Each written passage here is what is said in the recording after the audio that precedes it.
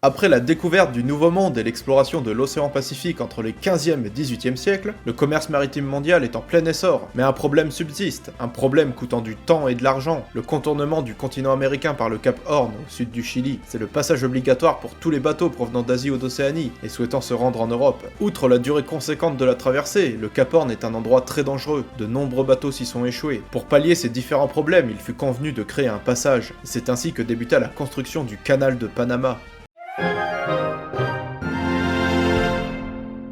Salut les jeunes, je suis Tillingast et aujourd'hui on prend un gros raccourci. L'histoire du canal de Panama commence au XVIe siècle. C'est le roi d'Espagne Charles Quint qui suggéra de creuser un canal dans l'isthme de Panama pour faciliter le transit des navires entre l'Espagne et le Pérou. Mais cette idée fut abandonnée. En 1855 sera construit un chemin de fer transcontinental, mais la construction d'un canal maritime reliant l'océan Pacifique à l'océan Atlantique sera encore plus profitable. Il permettrait de diviser par deux la distance et le temps de trajet. Il faut encore attendre 30 ans pour que le français Ferdinand de Lesseps, l'homme qui a inauguré le canal de Suez en 1869, soit à la tête du projet du canal de Panama. Les travaux commencent enfin en 1880 et devraient coûter 600 millions de francs. En 1889, Lesseps fait faillite. Cette construction inachevée a coûté plus d'1 milliard de dollars et la vie de 25 000 ouvriers. Ce sont les Américains qui reprennent le projet en 1902, mais un problème subsiste. Le canal est sous contrôle colombien, et ce pays refuse de céder la région. À la suite d'un coup d'état soutenu par les Américains, le Panama devient indépendant le 3 novembre 1903. John Frank Stevens devient alors le directeur des travaux jusqu'en 1907. Il sera remplacé par George Washington Goethals, non pas le président, qui termine le canal et l'inaugure le 15 août 1914. Le coût total des travaux fut de 388 millions de dollars et 27 500 ouvriers qui ont perdu la vie. Le canal mesure 77 km de long et est constitué de 3 lacs artificiels ainsi que de 3 ensembles d'écluses et canaux qui accueillent 14 000 bateaux à l'année. On effectue la traversée en 9 heures. Les nouvelles écluses de 2016 permettent le passage des porte-conteneurs de 120 000 tonnes mesurant 366 mètres de long. Si cette capsule vous a plu, n'oubliez pas de vous abonner et de clocher, vous connaissez la chanson. Quant à moi, je vous retrouve dans une prochaine vidéo. Salut les jeunes!